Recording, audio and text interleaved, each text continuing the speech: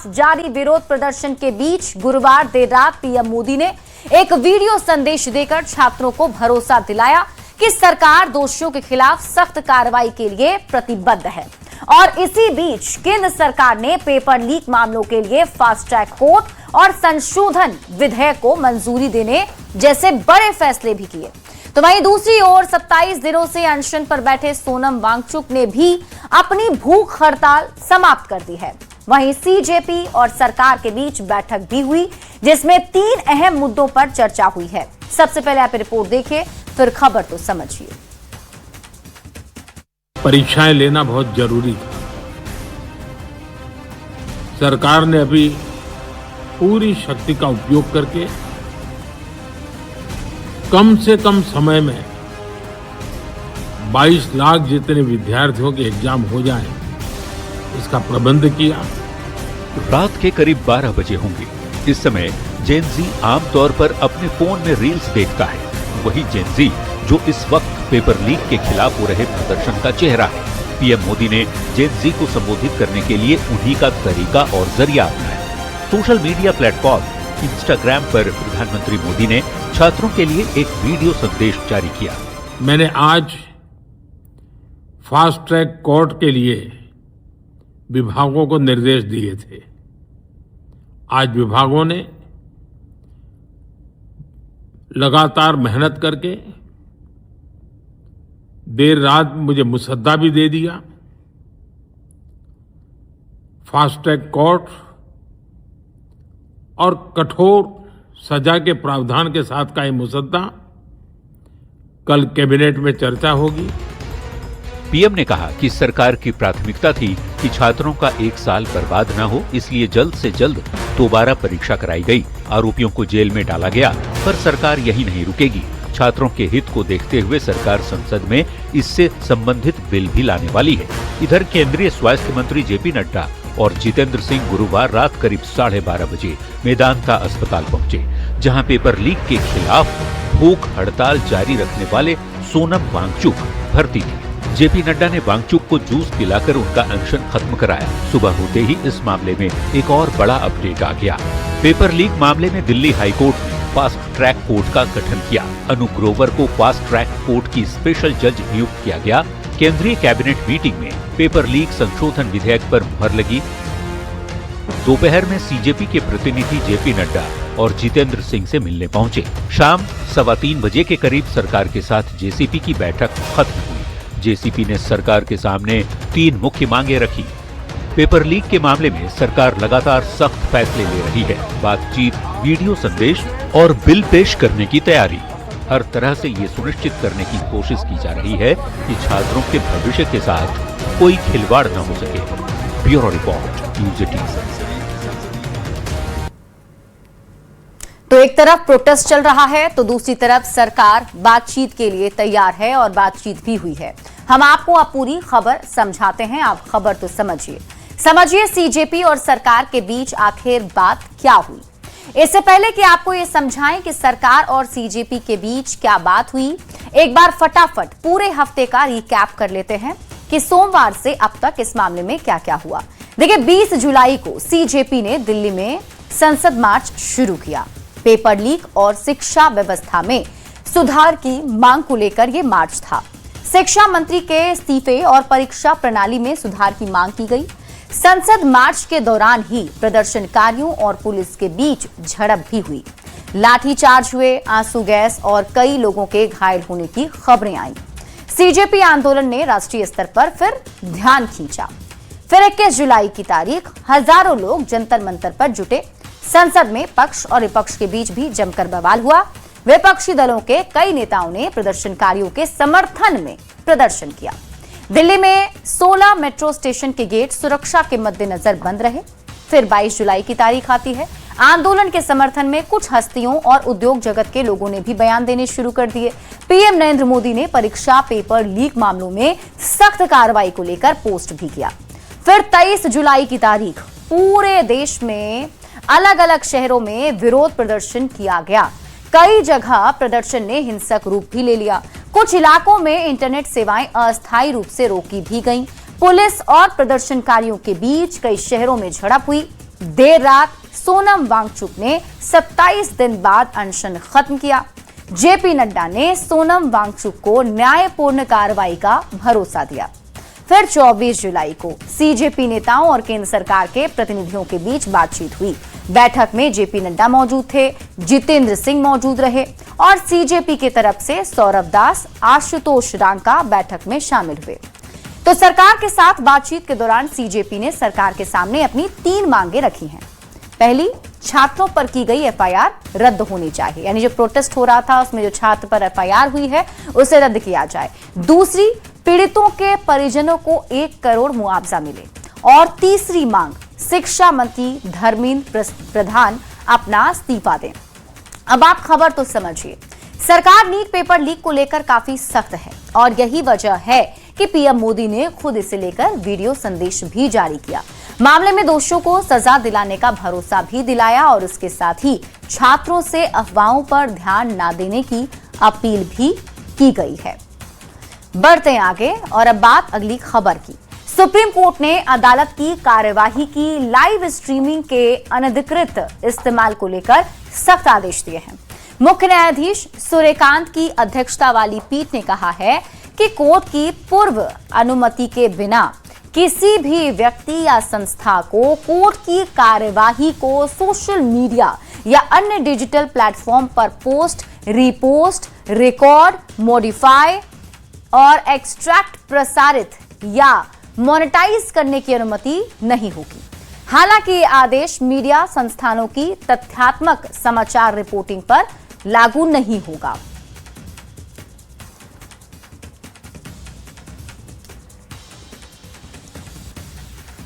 तो supreme court ने सख्ती दिखाई है। अब सुप्रीम कोर्ट के इस सख्त फैसले के मायने हम आपको समझाते हैं।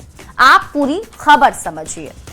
खबर यह है कि सुप्रीम कोर्ट ने अदालत की लाइव स्ट्रीम को लेकर सख्त आदेश दे दिए हैं, यानी कि पूर्व अनुमति के बिना लाइव स्ट्रीम के इस्तेमाल पर अंतरिम रोक लगा दी गई है। यानी बिना अनुमति के पोस्ट, एडिट या अपलोड नहीं किया जा सकता है। सुप्रीम कोर्ट के सेक्रेटरी जनरल या संबंधित हाई कोर्ट के रजिस्ट्रार जनरल की अनुमति इसके लिए जरूरी होगी। सुप्रीम कोर्ट ने कहा कि एंटरटेनमेंट चैनल नहीं बन सकती अदालत। ये आदेश पारंपरिक और वैध समाचार रिपोर्टिंग को प्रभावित नहीं करेगा। अगर किसी को क्लिप चाहिए तो अनुमति लेकर उसे हासिल कर सकेगा। मामले में केंद्र सरकार को भी नोटिस जारी कर जवाब मांगा गया है। अब सवाल है कि आखिर कोर्ट ने यह आदेश क्यों दिया। तो आपको बता दें कि शुक्रवार को सुप्रीम कोर्ट में एक याचिका पहुंची, जिस पर सुनवाई करते हुए कोर्ट ने आदेश दिया। अदालत की कार्यवाही की लाइव स्ट्रीमिंग को लेकर याचिका दाखिल की गई थी, जिसमें कोर्ट की कार्यवाहियों के अनधिकृत उपयोग पर रोक लगाने की मांग की गई। मीम्स, भ्रामक क्लिप्स और उनके जरिए की जा रही कमाई का जिक्र इस याचिका में किया गया। लाइव स्ट्रीमिंग के वीडियो से छोटे छोटे वीडियो काटकर मोनेटाइज करने का आरोप लगाया गया। न्यायपालिका की गरिमा और निष्पक्षता प्रभावित होने की भी आशंका जताई गई। अब आप ये समझिए कि यह फैसला लिया किसने। तो सीजेआई सूर्यकांत यानी कि justice Joymalya Bagchi, justice V Mohana, इन तीनों जजों की बेंच ने सर्वसम्मति से यह फैसला लिया है। अब इस खबर को समझने के लिए आपको यह भी समझना होगा कि लाइव स्ट्रीमिंग की शुरुआत क्यों की गई थी। तो आपको बता दें कि न्यायिक प्रणाली में विश्वास और पारदर्शिता को मजबूत करने के लिए संविधान के तहत ओपन कोर्ट के सिद्धांत को आगे बढ़ाने के लिए लोग बिना कोर्ट आए वर्चुअल माध्यम से कार्यवाही घर बैठे देख सकें, इसलिए लिया गया था। छात्रों, वकीलों और आम जनता को न्यायपालिका से जोड़ने के लिए लाइव स्ट्रीमिंग की शुरुआत हुई थी। न्यायिक प्रक्रियाओं और कानूनी बहसों को करीब से समझने का अवसर देने के लिए इसकी शुरुआत की गई थी। और अब आप खबर तो समझिए। देखिए, कई बार सोशल मीडिया पर कोर्ट के क्लिप्स वायरल होते हैं। घंटों सुनवाई में से चंद मिनट का कुछ क्लिप वायरल किया जाता है। मामले का संदर्भ बदलकर पेश करने की कोशिश की जाती है। कोर्ट की कार्यवाही को सोशल मीडिया पर मोनेटाइज किया जाता है। कई बार न्यायपालिका की छवि खराब करने की कोशिश होती है। लोगों के मन में ऐसे क्लिप्स के जरिए भ्रम या फिर अविश्वास पैदा हो सकता है। न्यायपालिका की गरिमा और निष्पक्षता के लिए सुप्रीम कोर्ट की तरफ से ये सख्ती दिखाई गई है और बड़ा फैसला लिया गया है। बढ़ते हैं आगे और बात अगली खबर की। सम्राट सरकार ने अपने कार्यकाल के 100 दिन पूरे कर लिए हैं। सम्राट सरकार के 100 दिन पूरा होने पर विधानसभा में मेज थपथपाकर सरकार को बधाई दी गई। एनडीए नेताओं ने सीएम सम्राट को बधाई दी तो आरजेडी ने तंज भी कसा। सम्राट सरकार का 100 दिन कैसा रहा, सबसे पहले आपको ये रिपोर्ट दिखाते हैं, फिर खबर तो समझिए। सम्राट सरकार के 100 दिन, 100 दिनों में उम्मीदें कितनी पूरी, 100 दिन में कितना बड़ा भरोसा। ये तस्वीरें हैं बिहार विधानसभा की, जहां सम्राट सरकार को 100 दिन पूरे होने पर बधाई दी जा रही है। एनडीए के नेता सम्राट सरकार की उपलब्धियों को गिना रहे हैं। ये पहला मौका है जब बीजेपी के नेतृत्व में बनी एनडीए की सरकार के 100 दिन पूरे हुए हैं।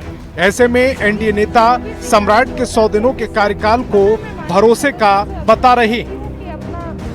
सम्राट सरकार के 100 दिन कई उपलब्धियों को लेकर बेहद खास है, लेकिन विपक्ष का कहना है कि इन 100 दिनों में कोई काम नहीं हुआ। सम्राट अपने वादों को पूरा करने में नाकाम रहे।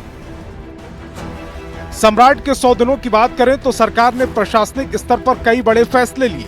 अपराध और भ्रष्टाचार पर जीरो टॉलरेंस की नीति अपनाई। मुख्यमंत्री आवास का नाम बदलकर लोक सेवक आवास कर दिया गया। सरकार के कई ऐसे फैसले जिससे सवाल भी उठ रहे हैं, लेकिन 100 दिनों के कार्यकाल में सम्राट एक बेहतर नेतृत्वकर्ता के तौर पर उभरकर सामने आए। बिहार के विकास को लेकर उनका मिशन और विजन साफ है। न्यूज़ 18 के लिए पटना से अमित कुमार के साथ आनंद अमृतराज की रिपोर्ट। तो सम्राट सरकार के 100 दिन पूरे हो चुके हैं। इस 100 दिन में क्या उपलब्धियां रही, सरकार की तरफ से क्या चुनौतियां थी, ये सब कुछ आपको समझाते हैं हम। आप खबर तो समझिए। देखिए, समझिए सरकार ने 100 दिन में क्या क्या किया है। तो शिक्षा के से शुरुआत करते हैं। शिक्षा के क्षेत्र में सरकार ने क्या किया, सबसे पहले इसकी बात कर लेते हैं।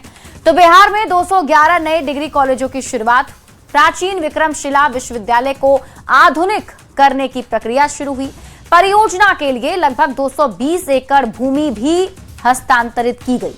हाई स्कूलों में बिहार स्कूल लाइव क्लासेस की शुरुआत। नीट एवं जेईई तैयारी के लिए निःशुल्क ऑनलाइन कोचिंग की शुरुआत। शिक्षा की गुणवत्ता को बढ़ावा देने के लिए 7 एनजीओ के साथ एमओयू पर हस्ताक्षर सरकार ने किया। 551 सरस्वती विद्या निकेतन यानी आदर्श विद्यालय का उद्घाटन हुआ। सहयोग शिविर की भी शुरुआत सरकार ने की, यानी कि हर महीने के पहले और तीसरे मंगलवार को सहयोग शिविर आयोजित किया गया। 30 दिनों के भीतर समस्या का समाधान करने का प्रावधान सरकार लेकर आई। निर्धारित समय सीमा के अंदर समस्या का निष्पादन नहीं होने पर कार्रवाई होगी। संबंधित दोषी अधिकारी के खिलाफ निलंबन तक की कड़ी कार्रवाई। उद्योग के क्षेत्र में क्या काम हुए ये भी जान लीजिए।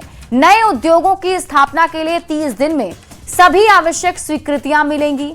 निवेशकों को सरकारी कार्यालयों के चक्कर ना काटने पड़े, इसके लिए सिंगल विंडो सिस्टम भी। मुजफ्फरपुर और किशनगंज में सीमेंट फैक्ट्री को हरी झंडी मिली। हाजीपुर में देश का सबसे बड़ा फूड प्रोसेसिंग प्लांट। बंद पड़ी चीनी मिलों के पुनरुद्धार को भी हरी झंडी मिली। क्राइम कंट्रोल के क्षेत्र में क्या काम हुए हैं ये भी जान लीजिए। तो हत्या, डकैती, लूट जैसे मामलों में 17,098 गिरफ्तारियां हुई। सीसीए की धारा 3 के तहत 116 आरोपियों के खिलाफ कार्रवाई हुई है। सीसीए की धारा 12(1) के तहत 7 आरोपियों पर एक्शन हुआ है। विधि व्यवस्था बाधित करने के मामले में 533 गिरफ्तारियां हुई हैं और अपराध को लेकर जीरो टॉलरेंस की नीति पर काम चल रहा है। पर्यटन के क्षेत्र में क्या काम हुआ, तो हवाई पर्यटन की शुरुआत और होम स्टे योजना प्रमुख तौर पर लाए गए। मुख्यमंत्री बिहार हेली टूरिज्म एवं एयर टूरिज्म सेवा योजना 2026 शुरू हुई है। मुख्यमंत्री होम स्टे प्रोत्साहन योजना 2026 की शुरुआत हुई है। आईटीसी वेलकम ग्रुप के साथ करार हुआ है। सरकारी कर्मचारियों के लिए अनिवार्य पर्यटन कर दिए गए हैं। राजगीर, गयाजी और नालंदा ये प्रोजेक्ट्स इसमें शामिल हैं। स्वास्थ्य के क्षेत्र में काम क्या हुआ है वो भी जान लीजिए। अनावश्यक रेफरल पर रोक लगा दी गई है। मुफ्त इलाज की आय सीमा में वृद्धि हुई है। राज्य कर्मचारियों के लिए कैशलेस सुविधा होगी। मुख्यमंत्री चिकित्सा सहायता कोष का विस्तार किया गया है। वार्षिक आय सीमा बढ़ाकर 4 लाख रुपए की गई है। एम्स पटना के विस्तार के लिए 24 एकड़ अतिरिक्त भूमि दी जाएगी। बर्न मरीजों के लिए एक विशेष स्किन बैंक स्थापित करने की योजना है। नर्सों की तैनाती में उनके गृह जिलों को प्राथमिकता देने के निर्देश भी सरकार ने दिए हैं। यानी कुल मिलाकर देखा जाए तो ये 100 दिनों में सरकार ने कई बड़े फैसले लिए हैं। बढ़ते आगे और बात अगली खबर की। खेल के मैदान में देश का नाम रोशन करने वाले खिलाड़ियों के लिए बिहार सरकार ने सम्मान की नई मिसाल पेश की है। मेडल लाओ नौकरी पाओ योजना के तहत मुख्यमंत्री सम्राट चौधरी ने खिलाड़ियों को सरकारी नियुक्ति पत्र सौंपे। भारतीय क्रिकेट टीम के तेज गेंदबाज आकाशदीप और मुकेश कुमार को डीएसपी के पद पर नियुक्ति मिली। कई पैरा एथलीट्स को भी सरकारी नौकरी की सौगात दी गई। खिलाड़ियों के सम्मान में सरकार की इस पहल पर यह रिपोर्ट देखिए, फिर खबर तो समझिए।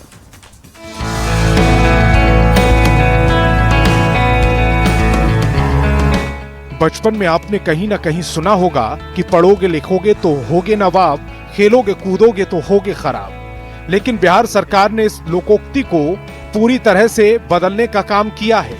बिहार में खिलाड़ियों के सम्मान की नई तस्वीर सामने आई है, जहां खेल के मैदान में शानदार प्रदर्शन करने वाले खिलाड़ियों को अब सरकारी सेवा का भी सम्मान मिल रहा है।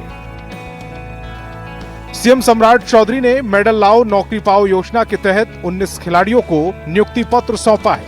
इतना ही नहीं, खेल के प्रति सरकार के इस विजन का दायरा यहीं नहीं रुका। 637 उभरते हुए एथलीटों को खेल छात्रवृत्ति योजना के तहत स्वीकृति पत्र भी थमाए गए। इतिहास के पन्ने में लोग ये कहते थे, पढ़ोगे लिखोगे तब आगे बढ़ोगे और सरकारी नौकरी की चिंता कर पाओगे। लेकिन ये पहली व्यवस्था है कि बिहार के सरकार के द्वारा हाईएस्ट लेवल पर डीएसपी का पद किसी खिलाड़ी को बिना परीक्षा दिए हुए देने का काम सरकार ने किया है, तो आज के तारीख में स्थापित हुआ है। इसके साथ ही मैदान पर हर बाधा को तोड़कर देश का नाम रोशन करने वाले कई पैरा एथलीट्स को भी अब नौकरी की सौगात मिली है, तो उनकी आंखों में सफलता की चमक साफ दिखाई दे रही है। बिहार के जिन युवाओं ने खेल के मैदान में अपना पसीना बहाया, सरकार ने उन्हें उनका हक और सम्मान देकर साबित कर दिया है कि अगर हुनर है तो मंजिल दूर नहीं। न्यूज़ 18 के लिए पटना से विनीता मिश्रा के साथ ब्यूरो रिपोर्ट।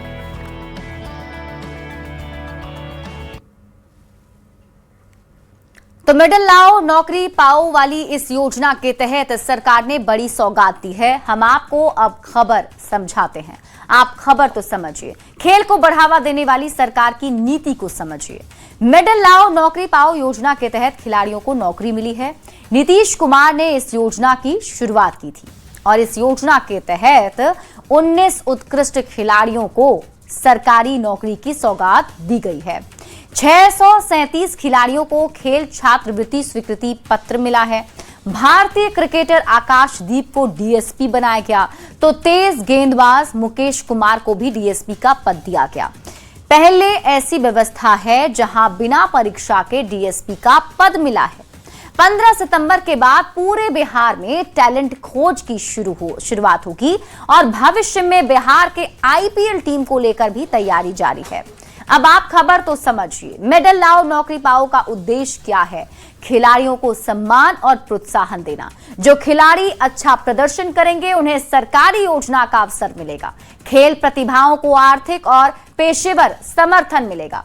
अंतर्राष्ट्रीय स्तर पर राज्य का नाम रोशन करने वाले खिलाड़ियों को सम्मान दिया गया। सरकार गांव-गांव से खेल प्रतिभाओं की पहचान करने की तैयारी में भी है। आईपीएल टीम के जरिए राज्य क्रिकेट के बुनियादी ढांचे को मजबूती मिलेगी। यानी सरकार की तरफ से अब खेल को प्रोत्साहन दिया जा रहा है। और अब बात आरा के चर्चित एनकाउंटर केस की। मुख्यमंत्री सम्राट चौधरी आज भरत तिवारी के परिवार से मिलने पहुंचे और उन्हें जांच के बाद न्याय का भरोसा दिलाया। मुख्यमंत्री सम्राट चौधरी से भरत तिवारी के परिजनों की मुलाकात के बाद सरकार का बड़ा फैसला भी सामने आया है। भरत तिवारी एनकाउंटर में आरोपी एसडीपीओ राजेश कुमार शर्मा को वापस से पुलिस मुख्यालय भेजा गया। साथ ही जगदीशपुर के एसडीओ संजीत कुमार का भी तबादला कर दिया गया है।